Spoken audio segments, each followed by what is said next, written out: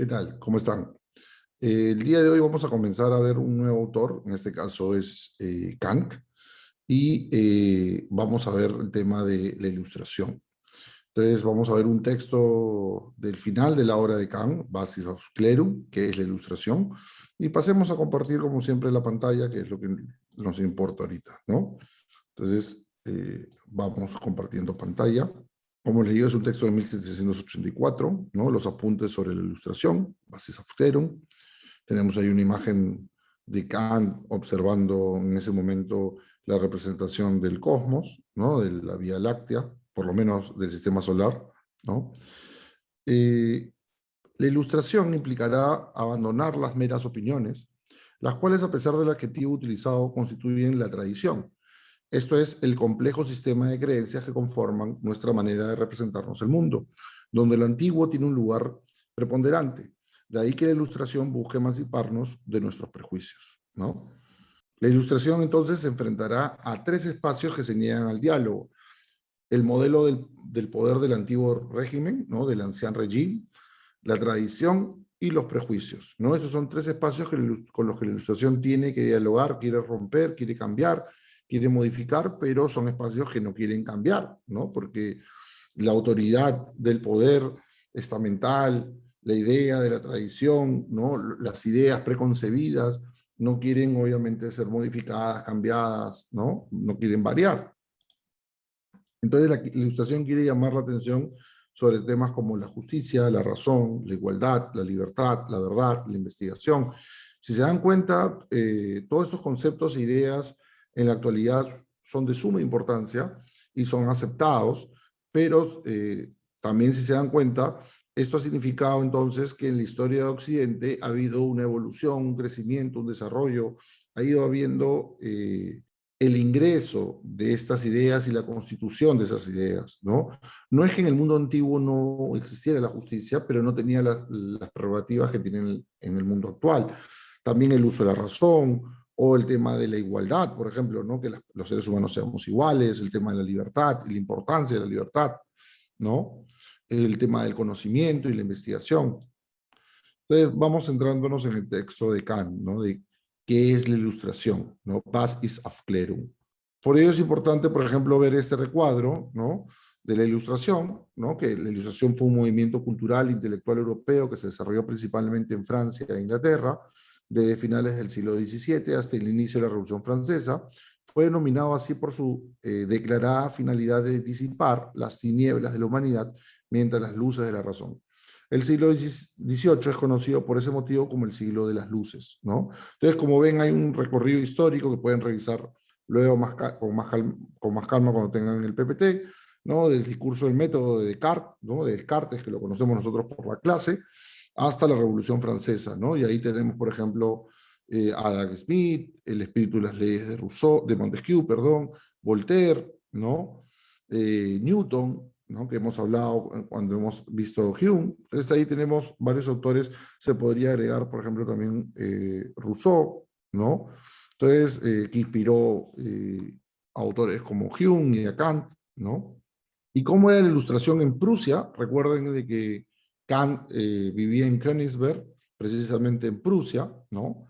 Tenemos que imaginarnos Prusia en el siglo de Federico, príncipe Federico Guillermo, ¿no? Como una comunidad ilustrada en comparación con otros muchos estados, especialmente las universidades, que ejercían el derecho de censura, gozaban de libertades relativamente amplias, ¿no? Lo que era común en la época del siglo XVIII era que las autoridades tenían la capacidad de poder censurar libros, publicaciones, ¿no? O sea, un libro tenía que tener un permiso regio, o sea, un permiso real, ¿no? O sea, no era que uno publicaba porque quería, ¿no? Sino porque se le autorizaba y esas ideas tenían la autorización de poder ser leídas, discutidas, atendidas, ¿no? Recitadas en público, discutidas en público, ¿no? Entonces es interesante ese aspecto, digamos, ¿no? De que en Prusia había el príncipe era relativamente, si quieren, amplio de miras para permitir que se pudiera discutir y leer una serie de textos y que también se pudieran publicar una serie de ideas, ¿no? En 1694 se funda en la Halle la Universidad Fridericiana, primera universidad de la Ilustración en Alemania. Anton Wilhelm Amo, originario de Ghana, es el primer filósofo afrodescendiente, diríamos más que de color, ¿no? Que imparte cursos en la Halle y en Wittenberg. En 1740, Dorothea Christian Sleben es la primera mujer que se doctora en la especialidad de medicina. Los teólogos protestantes interpretan a Jesucristo como el nuevo Sócrates.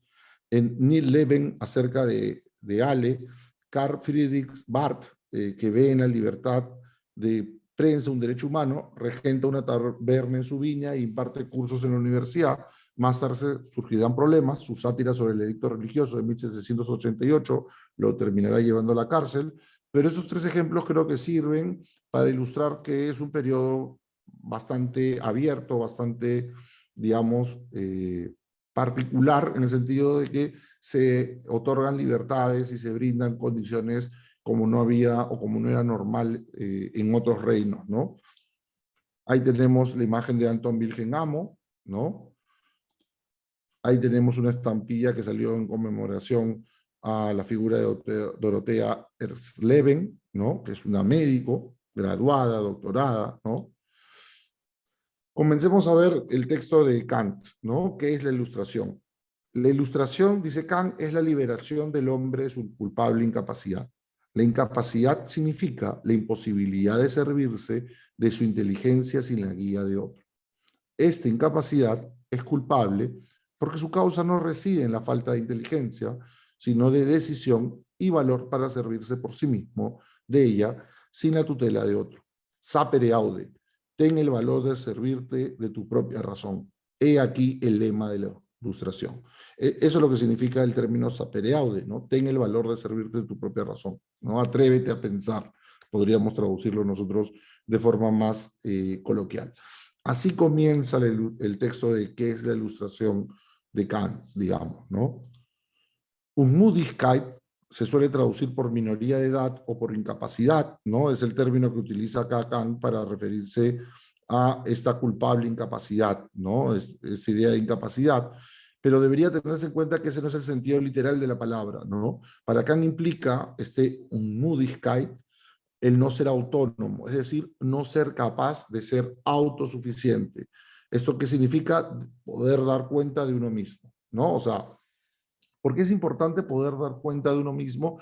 Porque lo que está pidiendo la ilustración es que el sujeto piense por sí mismo, delibere, razone por sí mismo, se cuestione las creencias que tiene, discuta las afirmaciones que escucha, no simplemente por ser alguien que critique o cuestiona a los demás sin más, sino que cuestiona lo que escucha, lo que los demás repiten, lo que se dice, lo que se afirma, porque está buscando el conocimiento, porque está buscando la verdad, porque está interesado en saber.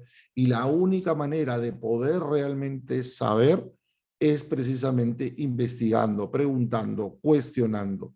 Entonces, esta idea del Unmündigkeit tiene que ver con romper con esa incapacidad que nos detiene, esta incapacidad que evita que podamos realmente interesarnos por saber, ¿no? La verdadera autonomía del hombre, piensa Kant, se construye, se logra y se alcanza cuando el hombre intenta saber por sí mismo, conocer por sí mismo. No porque la verdad se halla en uno. Ahora, es cierto que Kant utiliza en la crítica de la razón pura la figura de que uno es juez y acusado, ¿no? En el sentido de que uno a sí mismo se juzga, ¿no? Se escucha a sí mismo en el tribunal de razón. Pero esta reflexión, este volver sobre uno, lo que quiere decir no es que la verdad se encuentre en nosotros, sino que en nosotros se encuentra la capacidad de poder disipar, eliminar, cuestionar las ideas falsas, poder reconocer y saber qué es lo verdadero. Entonces, por eso es importante el juicio crítico, el análisis, el cuestionamiento.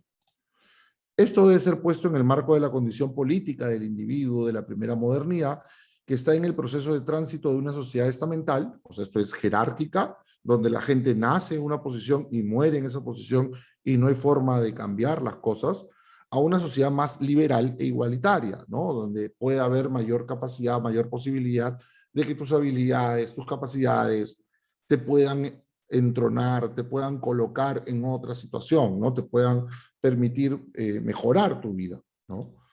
Entonces acá tenemos una imagen de cómo es una sociedad totalmente estamental, ¿no? Entonces, el que nació labriego, muere labriego, ¿no? Aún los grupos intermedios son los artesanos, los comerciantes, los ricos, los labradores, que tienen capacidad de acumular cierto capital, oficios liberales, ¿no? Como ser barbero, ¿no? Soldados, ¿no? Pero ya el otro nivel al que estos grupos medios, como artesanos y comerciantes, no van a poder llegar es la nobleza, ¿no? Y la nobleza también tiene una nobleza media, una alta nobleza y finalmente la realeza, ¿no? Los que han nacido para gobernar. Y estos que nacieron para gobernar, obviamente, van a heredárselo a sus hijos y sus hijos a sus hijos, ¿no? Pero nunca un labriego va a poder alcanzar el lugar del rey, ¿no? Eso es imposible de pensar en una sociedad estamental.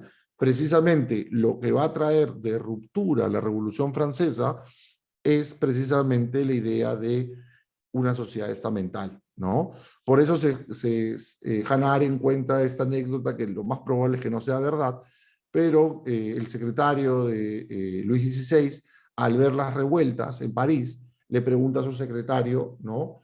Es una revuelta, y le dice, no, monseñor Luis, ¿no? No, mi señor Luis, es una revolución, ¿no? La palabra revolución, hasta ese momento, piensen, significaba lo que decía Copérnico, un movimiento, ¿no? Circular. Las revoluciones tenían que ver con el tema de el movimiento de los planetas, ¿no? Los planetas seguían una órbita y esa órbita seguía, ese movimiento circular eran las revoluciones. En cambio, ya lo que va a significar la revolución a partir de la Revolución Francesa es precisamente un cambio, una ruptura, ¿no? Un nuevo momento. Entonces, Kant se encuentra el final de la vida de Kant, donde escribe este texto, se encuentra precisamente en esta época donde la gente comienza a cuestionarse si es posible vivir otro modelo político, económico, social, ¿no? Que finalmente se va a terminar concretando con la Revolución Francesa. Aprender entonces para Kant implica a su vez aprender a olvidar o dejar de lado aquello que por limitado, banal o incluso dañino no es necesario llevar más con nosotros.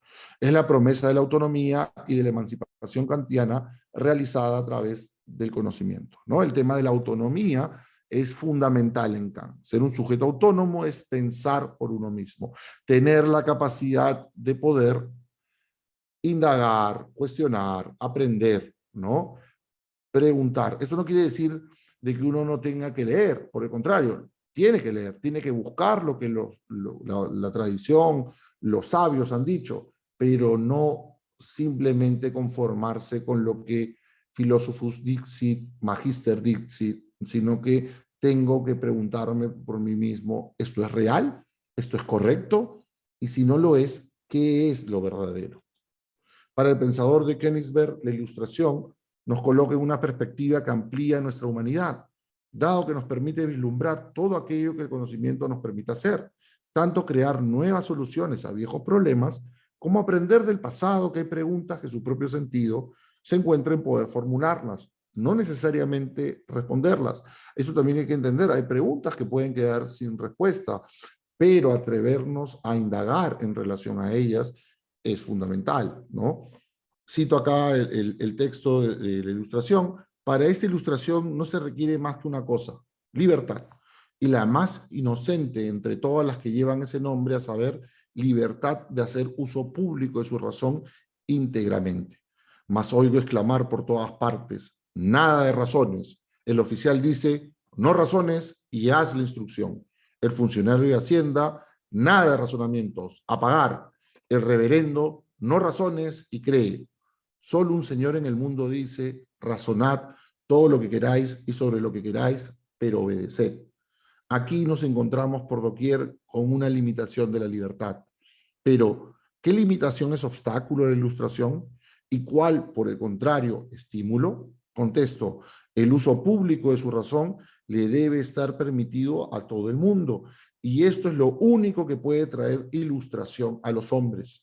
Su uso privado se podrá limitar a menudo, ceñidamente, sin que por ello se retrase en gran medida la marcha de la ilustración. Fin de la cita. Entonces, acá me gustaría ejemplificar esta distinción que hace Kant en el texto entre el uso público de la razón y el uso privado de la razón. El uso público de la razón es el que busca ejercer la libertad de pensar por parte del individuo sin limitaciones o sesgos que lo entrampen o limiten. La idea del uso público de la razón es que uno pueda escribir. Yo sé que para nosotros el publicar, ¿no? Publicamos estados en Facebook, fotos en Instagram, ¿no? Juegos en Twitch, ¿no? Lo pensamos como muy normal, ¿no? Pero tener la libertad de comunicarnos, de decir esto es lo que pienso, esto es lo que creo, era algo que en esa época no se podía hacer, ¿no? Entonces, para Kant es importante reclamar el uso público de la razón, poder publicar, poder escribir, estas son mis ideas, estas son mis creencias y las defiendo de esta manera. En el mismo sentido, una persona puede ser un funcionario público, dedicarse a una actividad, ¿no? Como cobrador de impuestos, en ese sentido, o soldado. Entonces, uno tiene que seguir lo que te ordenan, ¿no? Entonces, el uso privado de la razón es el que ejerce el individuo como funcionario, listo para servir a la actividad con la que se encuentra comprometido. En ese sentido, no cuestiona nada. Pero ese funcionario también tiene derecho al uso público de la razón, o sea, poder escribir, poder hablar en público, poder debatir y discutir las ideas que considere más adecuadas, sin que eso signifique que no haga su función, digamos, ¿no? De repente un cobrador de impuestos cree que las tasas son muy altas, pero no puede por voluntad propia dejar de cobrar lo que se le indica por la ley. Entonces, en el uso privado de la razón, él va a hacer su función. En el uso público, de repente puede escribir un artículo y cuestionar que las tasas sean tan altas, ¿no? Eso es lo que Kant está reclamando, ¿no? Cito, si ahora nos preguntamos, ¿es que vivimos en una época ilustrada? La respuesta será no, pero sí en una época de ilustración. Falta todavía mucho para que tal como están las cosas y considerados los hombres en conjunto, se hallen en situación ni tan siquiera en disposición de servirse con seguridad y provecho de su propia razón en materia de religión. Es un texto que se centra bastante, como van a ver, en el tema de la religión. No, creo que no nos debemos enfocar tanto en eso porque ya vivimos en una época mucho más secularizada, pero lo cierto es que en la época de Kant la religión tenía mucho peso y esto evitaba que ideas que fueran a contradecir alguna escritura, algún texto sagrado, eran puestas o dejadas de lado, ¿no? Entonces, por eso Kant dice, vivimos en una época ilustrada, dice, no, porque no todo el mundo piensa libremente, pero sí en una época de ilustración. ¿Por qué? Porque ha llegado un tiempo donde se valora, se aprecia la discusión pública, la reflexión, los artículos, las cartas, espacios sociales donde la gente tiene la posibilidad de escuchar ideas nuevas, escuchar cosas distintas y ya no simplemente repetir lo mismo. Vivimos lamentablemente, pensando un poco en la actualidad, desaprovechando la potencia y la capacidad que tiene la web 2.0. ¿Por qué? Porque nunca el ser humano ha tenido tanta posibilidad de acceder al conocimiento, pero como ustedes saben hay mucha posverdad, mucha gente que comparte información falsa, mucha gente que cree en Illuminatis o que gente que cree en grupos o sectas secretas que van a gobernar o que gobiernan ocultamente el mundo. Entonces, esto es obviamente falso, pero ¿por qué la gente cree esto?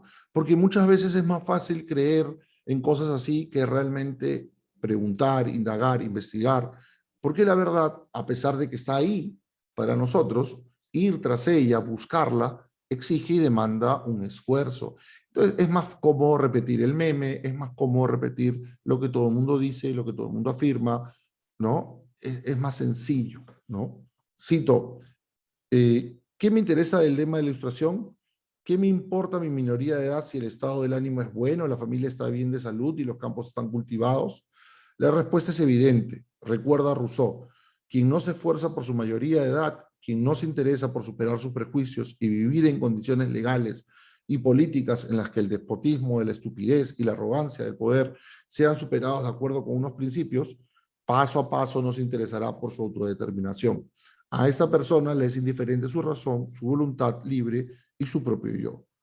Una persona particular puede aplazar su ilustración, pero renunciar a ella, ya sea para su persona o más aún para su descendencia, significa violar y pisotear los sagrados derechos de la humanidad, ¿no? Es esta idea que recojo de un autor que hace les voy a mostrar luego en clase, que recoge el pensamiento de Kant, nos permite entender por qué es importante la ilustración incluso para la época contemporánea, digamos, ¿no?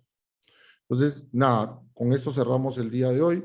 Agradecerles a todas y todos por su tiempo, como siempre, y ya nos vemos en clase para cualquier duda o pregunta que puedan tener. Pues. Hasta luego, gracias.